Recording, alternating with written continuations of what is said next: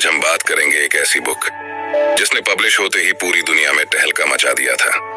जी हाँ, rich dad poor dad के बारे में। इस बुक में 6 ऐसे सबक बताए गए हैं जिनको अपनाकर हर कोई अमीर बन सकता है। अगर आप में अमीर बनने की चाहत है तो एक भी पॉइंट मिस मत करना। रॉबर्ट कियोसाकी बताते हैं कि उनके 2 डैडी थे। जिन्होंने उनको जन्म दिया उनको वे पुअर डैड कहते हैं, और जिन्होंने उनको अमीरी के गुर सिखाए उन्हें वे रिच डैड कहते हैं। उनके पुअर डैड बहुत पढ़े लिखे थे और समझदार थे। वे पीएचडी थे और उन्होंने अपने 4 साल के अंडर ग्रेजुएट कार्य को 2 साल से भी कम समय में कर लिया था। और उनके दूसरे डैडी 8वीं से आगे नहीं पढ़े थे। दोनों ने जिंदगी भर कड़ी मेहनत की थी, परंतु उनमें से एक बहुत पढ़ा लिखा होने के बाद भी पूरी जिंदगी पैसे के लिए परेशान होता रहा। इतना पढ़ा लिखा होने के बावजूद भी वो अपने पीछे कर्ज छोड़कर मरा, जबकि दूसरा सिर्फ 8वीं तक पढ़ने के बावजूद अमेरिका के हवाई राज्य के सबसे अमीर व्यक्तियों में से एक बन गया। और मरने पर उसके परिवार को, चर्च को और जरूरतमंदों को करोड़ों डॉलर की दौलत देकर गया। ऐसा क्यों हुआ होगा? क्योंकि दोनों डैडियों की पैसे के बारे में सोच अलग अलग थी। वो कैसे? चलो देखते हैं। पढ़े लिखे डैडी कहते थे पैसे का मोह ही सभी बुराइयों की जड़ है, जबकि दूसरे डैडी कहा करते थे पैसे की कमी ही सभी बुराइयों की जड़ है। एक डैडी को यह कहने की आदत थी, मैं इसे नहीं खरीद सकता। दूसरे डैडी इन शब्दों के इस्तेमाल से चिढ़ते थे। वे जोर देकर कहा करते थे कि मुझे इसके बजाय यह कहना चाहिए, मैं इसे कैसे खरीद सकता हूँ। पहला वाक्य नकारात्मक है और दूसरा प्रश्नवाचक। एक में बात खत्म हो जाती है और दूसरे में आप सोचने के लिए मजबूर हो जाते हैं। जब हम कहते हैं मैं इसे नहीं खरीद सकता तो हमारा दिमाग काम करना बंद कर देता है। इसके बजाय जब हम ये सवाल पूछते हैं मैं इसे कैसे खरीद सकता हूँ, तो हमारा दिमाग काम करने लगता है। मेरे दोनों डैडियों की विचारधारा में जमीन आसमान का अंतर था। एक डैडी सिखाते थे मेहनत से पढ़ो ताकि तुम्हें किसी अच्छी कंपनी में नौकरी मिल जाए, जबकि दूसरे डैडी की सीख ये थी मेहनत से पढ़ो ताकि तुम्हें किसी अच्छी कंपनी को खरीदने का मौका मिल जाए। एक डैडी कहते थे मैं इसलिए अमीर नहीं हूँ क्योंकि मुझे बाल बच्चों को पालना पड़ता है। दूसरे डैडी कहते थे मुझे इसलिए अमीर बनना है क्योंकि मुझे बाल बच्चों को पालना है। एक डैडी डिनर की टेबल पर पैसे और बिजनेस के बारे में बात करने के लिए हमेशा प्रोत्साहित करते थे। दूसरे डैडी भोजन करते समय पैसे की बातें करने के लिए मना करते थे। एक का कहना था जहां पैसे का सवाल हो सुरक्षित कदम उठाओ, खतरा मत उठाओ। दूसरे का कहना था खतरों का सामना करना सीखो। एक का मानना था हमारा घर ही हमारा सबसे बड़ा निवेश और हमारी सबसे बड़ी संपत्ति है। दूसरे का मानना था मेरा घर मेरा दायित्व है, और अगर आपका घर आपकी नजर में आपका सबसे बड़ा निवेश है तो आप गलत हैं। दोनों ही अपने बिल समय पर चुकाते थे, परंतु उनमें से एक सबसे पहले अपने बिल चुकाता था, जबकि दूसरा सबसे आखिर में। एक डैडी ने मुझे बताया कि अच्छी नौकरी तलाशने के लिए अच्छा सा बायोडाटा कैसे लिखा जाए, जबकि दूसरे ने मुझे यह सिखाया कि कैसे मजबूत व्यावसायिक और वित्तीय योजनाएं लिखी जाए जिससे मैं नौकरियां दे सकूं। बचपन में ही मैं ये समझ गया था कि हमें अपने विचारों पर ध्यान देना चाहिए।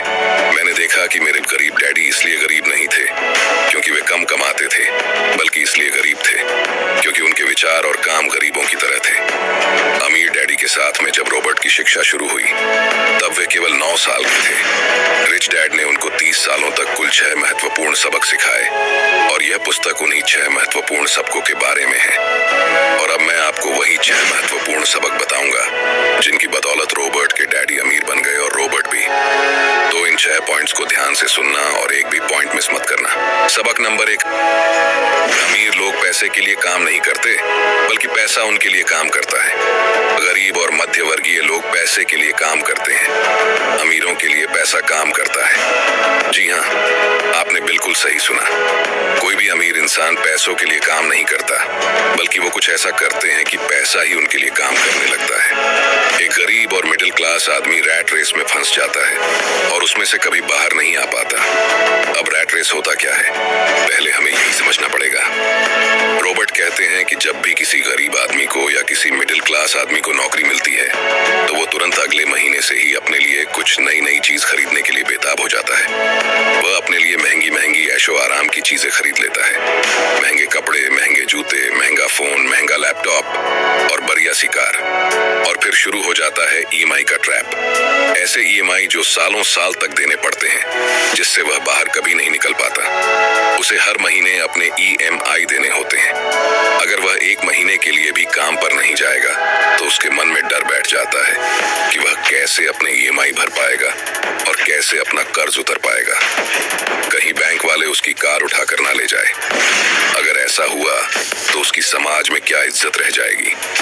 वह सुबह उठता है, काम पर जाता है, शाम को लौटता है, सुबह उठता है, काम पर जाता है और शाम को वापस लौटता है और महीना पूरा होने पर अपना पगार लेता है और EMI भर देता है।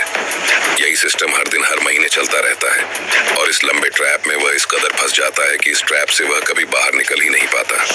इसे ही रॉबर्ट ने रैट रेस कहा है। अगर आपको चूहा दौड़ से बाहर निकलना है तो आपको पैसे के लिए काम करना छोड़ना पड़ेगा और पैसे को आपके लिए काम करवाना पड़ेगा, तभी आप चूहा दौड़ से बाहर निकल सकते हैं। अमीर इंसान पैसों के लिए काम नहीं करता, बल्कि वो कुछ ऐसा करता है कि पैसा ही उनके लिए काम करने लगता है। लेकिन कैसे, वो अब आने वाले कुछ पॉइंट्स में देखेंगे।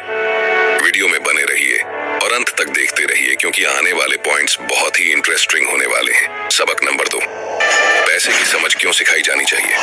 ज्यादातर लोग जिंदगी भर यह नहीं समझ पाते कि असल बात यह नहीं है कि आप कितना पैसा कमा पाते हैं, बल्कि यह है कि आप कितना पैसा बचा पाते हैं। आपने लॉटरी जीतने वाले उन गरीब लोगों की कहानियां सुनी होगी जो अचानक अमीर बन जाते हैं, पर कुछ समय बाद वे फिर से गरीब हो जाते हैं। ये लोग लाखों करोड़ों जीतते हैं, फिर भी वे लौटकर वहीं आ जाते हैं जहां से उन्होंने शुरू की थी। आपने उन व्यावसायिक एथलीट्स की कहानियां भी पढ़ी होंगी जो 24 साल की उम्र में हर साल करोड़ों डॉलर कमाते हैं और 34 साल की उम्र में उन्हें पुल के नीचे सोना पड़ता है। इसका क्या कारण है? इसका एक ही कारण है कि उनके अंदर पैसे की समझ ही नहीं थी। लंबे समय में यह महत्वपूर्ण नहीं है कि आपने कितना पैसा कमाया, बल्कि महत्वपूर्ण यह है कि आपने कितना पैसा बचाया और आपने कितनी पीढ़ियों तक उस पैसे को सहेजा। मेरे अमीर डैडी ने मुझसे बचपन में कहा था, अगर तुम अमीर बनना चाहते हो तो तुम्हारे पास पैसे की समझ होनी चाहिए। पैसे की समझ विकसित करने के लिए आपको संपत्ति और दायित्व का अंतर पता होना चाहिए और हमेशा संपत्ति ही खरीदनी चाहिए। अगर आप अमीर बनना चाहते हैं तो आपको बस इतना ही जानने की जरूरत है। यही पहला और आखिरी नियम है, यही इकलौता नियम है। ये बेहद आसान लगता है, परंतु ज्यादातर लोगों को यह पता ही नहीं है कि यह नियम कितना महत्वपूर्ण है। ज्यादातर लोग पैसे की समस्याओं में सिर्फ इसलिए उलझे रहते हैं क्योंकि उन्हें यह पता ही नहीं होता कि संपत्ति और दायित्व में क्या फर्क होता है। अमीर लोग संपत्ति इकट्ठी करते हैं, गरीब और मध्य वर्गीय लोग दायित्व इकट्ठे करते हैं। और मजे की बात यह है कि उन लोगों को यह लगता है कि वे संपत्ति इकट्ठी कर रहे हैं। अगर ये इतना आसान है तो फिर हर आदमी अमीर क्यों नहीं बन जाता? क्योंकि लोग संपत्ति और दायित्व में फर्क नहीं कर पाते। तो संपत्ति और दायित्व में क्या फर्क होता है? संपत्ति वह चीज है जो आपकी जेब में पैसे डालती है, दायित्व वह चीज है जो आपकी जेब से पैसे निकालती है। दोबारा से कान खोलकर फिर से सुन लीजिए, क्योंकि ये लाइन बहुत इंपॉर्टेंट है। संपत्ति वह चीज है जो आपकी जेब में पैसे डालती है, दायित्व वह चीज है जो आपकी जेब से पैसे निकालती है। वास्तव में आपको इतना ही जानने की जरूरत है। अगर आप अमीर बनना चाहते हैं तो आप जिंदगी भर संपत्ति खरीदते रहिए। अगर आप गरीब या मध्य वर्गीय आदमी बनना चाहते हैं तो आप दायित्व खरीदते रहिए। इनके बीच के फर्क को न जानने से ज्यादातर लोग जीवन भर पैसे की तंगी से परेशान रहते हैं। इसे एक एग्जाम्पल से समझते हैं। सुरेश और रमेश दोनों को एक साथ ही नौकरी लग जाती है। कुछ समय बाद दोनों 10-10 लाख रुपयों की इन्वेस्टमेंट करते हैं। सुरेश अपने लिए 10 लाख की कार खरीदता है क्योंकि उसे ऐशे आराम की जिंदगी जीना पसंद है, और रमेश 10 लाख की जमीन खरीदता है। शुरुआत में सुरेश बहुत खुश होता है कि वह कार में घूम रहा है और रमेश आज भी बस में धक्के खा रहा है। लेकिन 5 साल का समय बीतने के बाद रमेश के 10 लाख के प्लॉट की कीमत डबल मतलब 20 लाख हो जाती है और सुरेश के कार की कीमत आधे से भी कम हो जाती है। सुरेश अपने प्लॉट को 20 लाख में बेच देता है और एक ऐसी नई प्रॉपर्टी ढूंढता है जहां मालिक अर्जेंट प्रॉपर्टी बेचना चाहता हो। अर्जेंट बेचने के चक्कर में थोड़ा सस्ते में भी बेचने के लिए तैयार होता है। रमेश को 25 लाख की प्रॉपर्टी 20 लाख में ही मिल जाती है। रमेश वह प्रॉपर्टी खरीद लेता है, फिर से 5 साल तक अपने पास रखता है। 5 सालों के बाद वही प्रॉपर्टी को 50 लाख में बेच देता है। अब वह फिर से ऐसे मालिक की तलाश करता है जो इमरजेंसी में अपनी प्रॉपर्टी बेचना चाहता है। वह फिर से ऐसे मालिक को ढूंढने में कामयाब रहता है और 60 लाख की प्रॉपर्टी को 50 लाख में ही खरीद लेता है और फिर से 5 साल तक इंतजार करता है। अब पूरे 15 साल बीत चुके हैं। सुरेश अपना 50 लाख का प्लॉट 1 करोड़ में बेच देता है और करोड़पति बन जाता है और उसे 1 करोड़ में से कुछ पैसा निकालकर अपने लिए ऐशो आराम की चीजें खरीद लेता है, जैसे कार, एक घर और अच्छे अच्छे कपड़े। और ये सब लेने के बाद जो बाकी 50 लाख बच जाते हैं वो उनसे फिर से प्रॉपर्टी खरीद लेता है और अब उसकी प्रॉपर्टी ही उसके लिए पैसा बनाती रहती है। लेकिन सुरेश ने जो 15 साल पहले कार खरीदी थी, आज उसे कोई कौड़ी के दाम में भी खरीदने के लिए तैयार नहीं है। वह आज भी धक्के खा रहा है। यही फर्क होता है एक अमीर और गरीब के माइंडसेट में। गरीब इंसान सबसे पहले अपने लिए लायबिलिटी खरीदता है जो उसके जेब से पैसे निकालती रहती है और अमीर माइंडसेट वाले इंसान संपत्ति खरीदते हैं। 80% परिवारों की पैसे की कहानी यह होती है कि वे अमीर बनने के लिए कड़ी मेहनत करते जाते हैं। इसका कारण यह नहीं है कि वे पैसा नहीं कमाते। असली कारण यह है कि वे जिंदगी भर संपत्ति की जगह दायित्व खरीदते रहते हैं। मेरे अमीर डैडी के फाइनेंशियल स्टेटमेंट से यह भी पता चलता है कि अमीर लोग और ज्यादा अमीर क्यों बनते हैं। संपत्ति वाले कॉलम से इतनी ज्यादा आमदनी होती है कि खर्च आराम से चल जाता है और कुछ पैसा बच भी जाता है। इस बचे हुए पैसे को एक बार फिर से संपत्ति वाले कॉलम में दोबारा निवेश कर दिया जाता है। संपत्ति वाला कॉलम बढ़ता रहता है और इससे होने वाली आमदनी भी बढ़ती रहती है। अब समझते हैं कि मिडिल क्लास लोगों को पैसे की तंगी क्यों होती है। जैसा मैंने इस खंड के शुरू में कहा था, सबसे महत्वपूर्ण नियम यह है कि संपत्ति और दायित्व के बीच के अंतर को पहचाना जाए। एक बार आप इनमें फर्क समझ लें, इसके बाद आप आमदनी देने वाली संपत्ति खरीदने की लगातार कोशिश करते रहें। यह अमीर बनने की राह पर चलने का सबसे बढ़िया तरीका है। इसे करते रहें और आपका संपत्ति वाला कॉलम बढ़ता रहेगा। अपने दायित्व और खर्च को कम करने की कोशिश भी करते रहें। इससे पैसा आपके संपत्ति वाले कॉलम में आता रहेगा। जल्द ही आपका संपत्ति वाला कॉलम इतना ज्यादा मजबूत हो जाएगा कि आप और ज्यादा जोखिम वाले निवेश कर सकेंगे। ऐसे निवेश जिनमें 100% से अनंत तक फायदा हो सकता है। ऐसे निवेश जिनमें $5,000 की रकम जल्दी ही $10 लाख या इससे ज्यादा हो जाती है।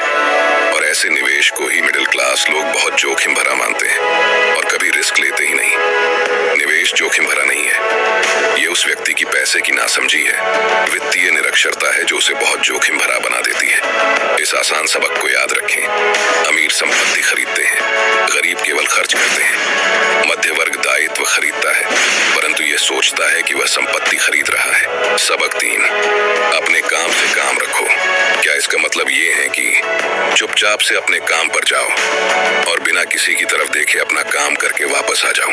नहीं, इसका मतलब ये बिल्कुल भी नहीं है। अपने काम से काम रखो का मतलब है कि आप अपनी नौकरी करते रहिए लेकिन अपने संपत्ति वाले कॉलम को बढ़ाते रहिए और दायित्व के कॉलम को कम करते रहिए। ऐसा करने से आप नौकरी करते हुए भी आप अमीर बन सकते हैं। अपने काम से काम रखना शुरू कर दें। दिन की नौकरी को करते रहें परंतु असली संपत्तियों को खरीदना भी शुरू कर दें।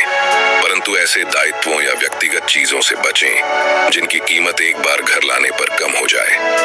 आप जिस क्षण एक नई कार शोरूम से बाहर ले जाते हैं उसकी कीमत 25% कम हो जाती है। ये सच्ची संपत्ति नहीं है, हालांकि आपके बैंकर भी इसे संपत्ति मानते हैं। तो आखिर सवाल उठता है कि हमें किस तरह की संपत्तियों का संग्रह करना चाहिए। मैं आपको या आपके बच्चों को किस तरह की संपत्तियों के संग्रह की प्रेरणा दे रहा हूँ। मेरी दुनिया में असली संपत्तियां कई तरह की होती हैं। नंबर 1, ऐसे बिजनेस जिनमें मेरे होने की जरूरत न हो। मैं उनका मालिक जरूर हूँ परंतु उन्हें दूसरे लोग चलाते हैं। अगर मुझे वहां काम करना पड़े तो यह बिजनेस नहीं होगा, यह मेरी नौकरी होगी। नंबर 2, स्टॉक मार्केट या शेयर मार्केट, जहां आपको पैसा इन्वेस्ट कर देना है और अपना काम करते रहना है। Number 3, government bonds. Number 4, mutual funds. Number 5, आमदनी देने वाला रियल एस्टेट। नंबर 6, ऐसी हर चीज जो कीमती है, जो आमदनी देती है और जिसका मूल्य बढ़ जाता है और जिसका बाजार तैयार है। ये सारी ऐसी संपत्तियां हैं जहां आपको पैसा लगाने के बाद खुद काम नहीं करना पड़ेगा। बस आप पैसा लगा देंगे और आराम से अपना काम करते रहेंगे। आपका संपत्ति वाला कॉलम अपने आप बढ़ता रहेगा। जब मैं कहता हूं कि अपने काम से काम रखें, तो मेरा यह मतलब है कि आप अपनी संपत्ति वाले कॉलम को ज्यादा मजबूत बनाते रहें। एक बार इसमें $1 जाए तो वह बाहर ना निकल पाए। इसे इस तरह सोचें कि जब $1 आपकी संपत्ति वाले कॉलम में जाता है तो वह आपका कर्मचारी बन जाता है, जो आपके लिए काम करता रहेगा। अपनी दिन की नौकरी करते रहे, एक अच्छे मेहनती कर्मचारी की तरह काम करें, परंतु अपने संपत्ति वाले कॉलम को बढ़ाते रहें। और हाँ, और एक इम्पोर्टेंट बात, जब आपका कैश फ्लो बढ़ता है तब आप कुछ ऐशो आराम की चीजें खरीद सकते हैं। इस बारे में एक महत्वपूर्ण तथ्य यह है कि अमीर लोग ऐशो आराम की चीजें सबसे बाद में खरीदते हैं, जबकि गरीब और मिडिल क्लास लोग ऐशो आराम की चीजें सबसे पहले खरीदते हैं। ये सेंटेंस इतना इम्पोर्टेंट है कि अगर आप इसे ध्यान से समझेंगे तो आपको अमीरों के अमीर बनने का राज समझ में आएगा। आप चाहे तो इसे बैक जाकर दोबारा सुन सकते हैं। सबक नंबर 4, टैक्स का इतिहास और कॉर्पोरेशंस की ताकत। इस पॉइंट में रॉबर्ट बताते हैं कि इतनी मेहनत से कमाए हुए पैसे पर गवर्नमेंट को इतनी आसानी से टैक्स के रूप में पैसा लेने मत दीजिए। कानून के दायरे में ही रहकर हमें वो सारे तरीके आजमाने चाहिए जिससे हमारा करोड़ों रुपए का टैक्स बच जाए। सच्चाई तो यह है कि अमीरों पर टैक्स लगता ही नहीं है। गरीबों की भलाई के लिए जो पैसा लगता है वह मध्य वर्ग से आता है, खासकर शिक्षित और ऊंची आमदनी वाले मध्य वर्ग से। एक बार हमें हमारे लिए काम करने वाले पैसे की ताकत का ज्ञान हो जाए, फिर हमें पैसे के लिहाज से स्मार्ट हो जाना चाहिए और हमें डराने वाले लोगों से निपटने के रास्ते ढूंढ लेने चाहिए। इसके लिए आपके पास कानून की समझ होनी चाहिए और इस बात की भी कि सिस्टम कैसे काम करता है। अगर आप अज्ञानी हैं तो आपको आसानी से डराया जा सकता है। अगर आप जानते हैं कि आप क्या बात कर रहे हैं तो आपके पास बचने का मौका होता है। इसीलिए अमीर डैडी स्मार्ट टैक्स अकाउंटेंट्स और वकीलों को इतना ज्यादा वेतन देते थे। वकीलों को वेतन देना सरकार को टैक्स देने से सस्ता था। अगर आप अभी तक इस वीडियो में बने हुए हैं तो इसका मतलब है कि आप अमीर बनकर ही रहेंगे। अभी और 2 इम्पोर्टेंट सबक डिस्कस होने वाले हैं, आगे देखते रहिए। सबक नंबर 5, अमीर लोग पैसे का आविष्कार करते हैं। अमीर लोग आखिर पैसा बनाते कैसे हैं, ये बात अभी हम समझने वाले हैं। ध्यान से समझना। हमारा एक स्टॉक पोर्टफोलियो भी है जिसे मैं और मेरी पत्नी हमारा पर्सनल म्यूचुअल फंड कहते हैं। हम ज्यादा जोखिम वाली प्राइवेट कंपनियों के शेयर खरीदते हैं जो अमेरिका या कनाडा में स्टॉक एक्सचेंज पर सार्वजनिक होने जा रही हैं। कितनी तेजी से धन बढ़ता है इसका उदाहरण इस तरह देखें। हमने कंपनी के सार्वजनिक होने से पहले 25 सेंट प्रति शेयर की दर पर 1 लाख शेयर खरीदे। 6 महीने बाद जब कंपनी शेयर बाजार में दर्ज हो गई तो उसके शेयर का भाव $2 प्रति शेयर हो गया। अगर कंपनी का प्रबंधन अच्छा है तो कीमतें बढ़ती रहेंगी और स्टॉक $20 प्रति शेयर या इससे भी ज्यादा होगा।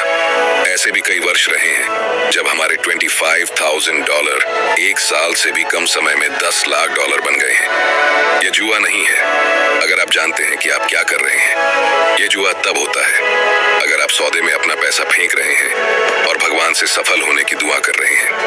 आपको अपने तकनीकी ज्ञान, बुद्धि और खेल के प्रति प्रेम की जरूरत होगी ताकि जोखिम कम से कम रहे। याद रखिए, महान अवसरों को आपकी आंखें नहीं देख सकती, उन्हें आपके दिमाग से देखा जा सकता है। सबक नंबर 6, सीखने के लिए काम करें, पैसे के लिए काम न करें।